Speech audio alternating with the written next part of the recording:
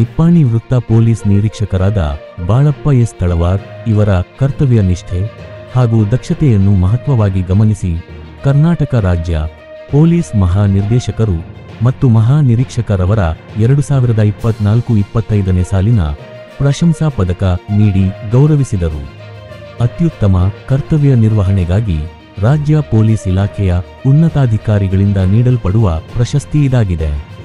ವಿಶೇಷವಾಗಿ ರಾಜ್ಯದಲ್ಲಿ ಪ್ರಥಮ ಬಾರಿಗೆ ಆರಂಭಿಸಲಾದ ಪೊಲೀಸ್ ಮಹಾನಿರ್ದೇಶಕರು ಮತ್ತು ಮಹಾನಿರೀಕ್ಷಕರವರ ಪ್ರಶಂಸಾ ಪದಕ 2024-25ನೇ ಸಾಲಿನ ಪ್ರಶಸ್ತಿಗೆ ಬಾಳಪ್ಪ ಎಸ್ ತಳವಾರ್ ಆಯ್ಕೆಯಾಗಿದ್ದು ನಿಪ್ಪಾಣಿ ಪರಿಸರದಲ್ಲಿ ಅತಿ ಹೆಮ್ಮೆಯ ವಿಷಯವಾಗಿದೆ. ಈ ಪದಕವನ್ನು ಮೇ 21ರಂದು ಬೆಂಗಳೂರಿನಲ್ಲಿ ನಡೆದ ಕಾರ್ಯಕ್ರಮದಲ್ಲಿ ಪ್ರದಾನ ಮಾಡಲಾಗಿದೆ.